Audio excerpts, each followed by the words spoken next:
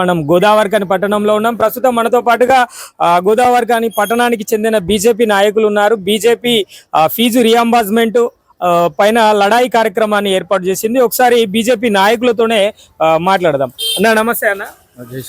అన్న చెప్పండి అన్న, ఈ ఫీజుల బకాయి ఏ సంవత్సరం నుండి ఉంది, ఎట్లా ఉంది, అసలు ఏం జరుగుతుంది విద్యార్థుల పైన?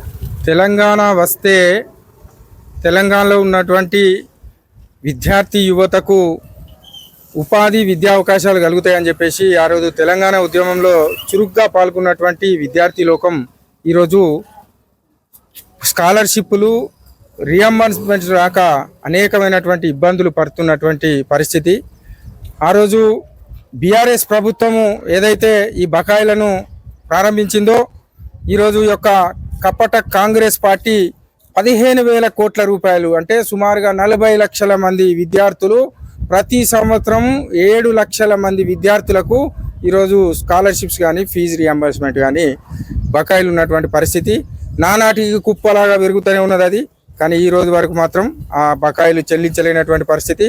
ప్రైవేటు కళాశాలల యాజమాన్యాలు కోర్టు మెట్లెక్కినటువంటి పరిస్థితి అయినప్పటికీ కూడా ప్రభుత్వము నిమ్మకు నీరెత్తినట్టు వ్యవహరిస్తూ ఈ యొక్క ఫీజు రియంబర్స్మెంట్ విడుదల చేయడం లేదని చెప్పేసి ఈ సందర్భంగా మేము డిమాండ్ చేస్తూ ఉన్నాం. రాబోయే కాలంలో భారతీయ జనతా పార్టీ, భారతీయ జనతా యువమోర్చా ఆధ్వర్యంలో ఈ యొక్క స్కాలర్షిప్ సంబంధించినటువంటి ఉద్యమాన్ని ఉవ్వెత్తున లేపడానికి సిద్ధంగా ఉన్నాం.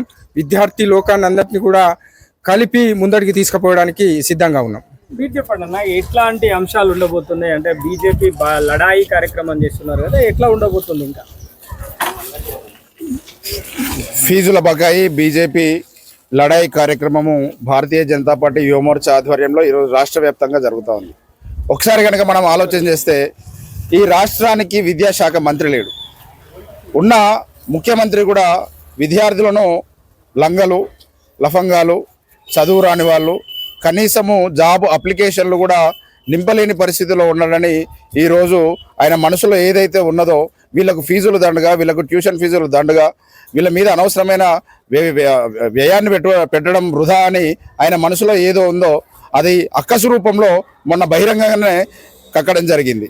అయితే ఇక్కడ ఉన్న విద్యార్థులు వీరి విద్య ఆగిపోవడం వల్ల రేపు పొద్దున వారి భావి భారత పరిస్థితి అంధకారంలో మునిగిపోయే ప్రమాదం ఉన్నది. 15,000 కోట్లు అనేది ఈయన ఫుట్బాల్కు పెట్టిన ఖర్చు అంత కాదు. అటువంటిది విద్యార్థులకు ఒక సంవత్సరం స్కాలర్షిప్ ఆగిపోతే ఆ కాలేజీ యాజమాన్యాలు వారికి సర్టిఫికెట్లు ఇవ్వలేని పరిస్థితి. తద్వారా ఇంకొక తరగతికి వాళ్ళు ప్రమోషన్ చేయడానికి ఆస్కారం లేకుండా, ఇంకొక డిగ్రీ చేయడానికి వాళ్ళకి ఆస్కారం లేకుండా ఈరోజు విద్యార్థి లోకంలో అనేకమైన సమస్యలు ఎదురవుతూ వాళ్ళ జీవితాలని అంధకారంలో నెట్టివేసే ప్రయత్నంగా భాగంగానే చాలా కుట్రపూరితంగానే ఈరోజు ఈ కాంగ్రెస్ ప్రభుత్వము, గౌరవ ముఖ్యమంత్రి వ్యవహరిస్తూ ఉన్నారు. కాబట్టి భారతీయ జనతా పార్టీ ఏదైతే ఈ విద్యార్థి లోకానికి రేపు భావి భారత పౌరులని మనం ఎన్నిసార్లు చెప్పుకున్నా ఈ భారత పౌరుల భవిష్యత్తు అంధకారంలో మునిగిపోతున్నది.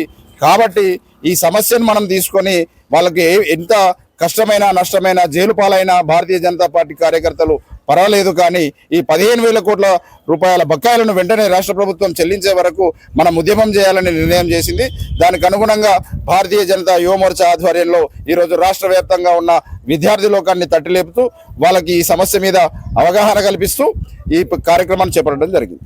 మీరు చెప్పండి అన్న, గతంలో గోదావరిఖని పట్టణంలో ఏవీవీపీ నాయకులుగా పనిచేసిన సందర్భాలు ఉన్నాయి.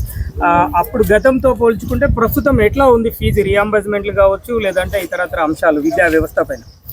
ఆ రోజు 2008వ సంవత్సరంలో పోస్ట్ మ్యాట్రిక్ స్కాలర్షిప్ల పేరుతోని ఏదైతే ఫీజు రియంబర్స్మెంట్ పథకాన్ని ఉమ్మడి ఆంధ్రప్రదేశ్ ప్రభుత్వంలో విద్యార్థుల కోసము ప్రారంభించబడ్డదో, మనం ఉమ్మడి ఆంధ్రప్రదేశ్ తర్వాత తెలంగాణ ఉద్యమంలో స్వరాష్ట్రాన్ని సాధించుకుంటే తెలంగాణలో ఉన్నటువంటి విద్యార్థి యువత భవిష్యత్తు బాగుపడుతుంది, మాకు ఇక్కడ సరైన విద్య లభిస్తుంది, ఉపాధి లభిస్తాయని కోటి ఆకాంక్షలతోని విద్యార్థి లోకమంతా రోడ్ల మీదకి ఎక్కి ఉద్యమాలు నిర్వహించి మనం తెలంగాణను సాధించుకున్నాం. కానీ సాధించుకున్న తెలంగాణ లోపల ఈరోజు ఉమ్మడి ఆంధ్రప్రదేశ్లో ఏదైతే కనీసం స్కాలర్షిప్లు రియంబర్స్మెంట్లు విద్యార్థులకు కనీసం సంవత్సరానికి ఆయన వచ్చినాయి. ఈరోజు గతంలో ఉన్నటువంటి కేసీఆర్ ప్రభుత్వంలోనైతేమి ఇప్పుడైతే ఇంకా దారుణంగా మనం ఏంటి పెనం నుంచి పొయ్యి మీద పడ్డట్టు ఈరోజు ఎస్సీ, బీసీ, మైనారిటీ, పేద మధ్యతరగతి, బడుగు బలహీన వర్గాల యొక్క విద్యార్థుల జీవితాలు ప్రశ్నార్థకమైనవి ఈ రేవంత్ రెడ్డి కపట సర్కార్ లోపట. ఈరోజు మేము చెబుతా ఉన్నాం, 2023 నుంచి ఇప్పటి వరకు మీరు కంటి తుడుపు చర్యగా ఏదో ప్రైవేట్ అన్ఎయిడెడ్ కళాశాలలో, వృత్తి విద్యా కళాశాలలో ధర్నాలు చేస్తే మేము పిల్లలకు చదువు చెప్పామని చెప్పేసి అంటే యాజమాన్యాల ఒత్తిడి లోపడి 100 కోట్లు 300 కోట్లు 2 దఫాలుగా రిలీజ్ చేసి మీరు చేతులు దులుపుకునే ప్రయత్నం చేశారు. ఈరోజు 40 లక్షల మంది విద్యార్థులు సుమారు 15,000 కోట్ల రూపాయల ఫీజు రీఎంబర్స్మెంట్లు చెల్లించగా ఈరోజు వారి జీవితాలు రోడ్డబడ్డాయి.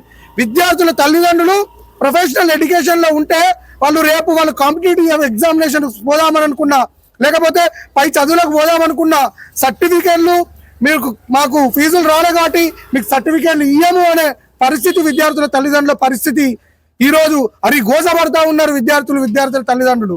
మేము రేవంత్ రెడ్డి సర్కారును హెచ్చరిస్తా ఉన్నాం, వెంటనే ఎస్సీ, బీసీ, మైనార్టీ నిరుపేదల యొక్క భవిష్యత్తును దృష్టిలో పెట్టుకొని ₹1 బకాయి లేకుండా వెంటనే మీరు స్కాలర్షిప్లు, ఫీజు రీఎంబర్స్మెంట్ రిలీజ్ చేయాలని చెప్పేసి భారతీయ జనతా పార్టీ డిమాండ్ చేస్తా ఉన్నది.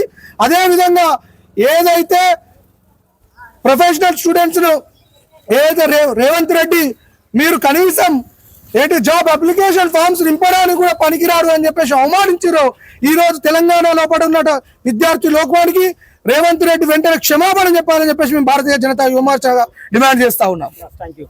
రాబోయే రోజుల్లో ఖచ్చితంగా ఫీజు రియంబర్స్మెంట్ల పైన ప్రత్యేక ధర్నా కార్యక్రమాలు చేపడతాము, నిరసన కార్యక్రమాలు చేపడతామని చెప్తున్నారు. అదేవిధంగా ఏదైతే ఫీజు రియంబర్స్మెంట్ అంశాలు ఉన్నాయో, కోట్ల రూపాయలకు పెండింగ్లో వస్తున్న అంశాలు కనబడుతున్నా కూడా రాష్ట్ర ప్రభుత్వం వీరిపైన, విద్యార్థులపైన ఎట్లాంటి అంశాలను కూడా చూపెట్టకపోవడం బాధాకరమైన అంశం అన్న విషయాలు వారు మనకు చెప్తున్నారు. కెమెరా పర్సన్ సదానందంతో రామశోక్, నిరుద్యోగి న్యూస్, గోదావరి.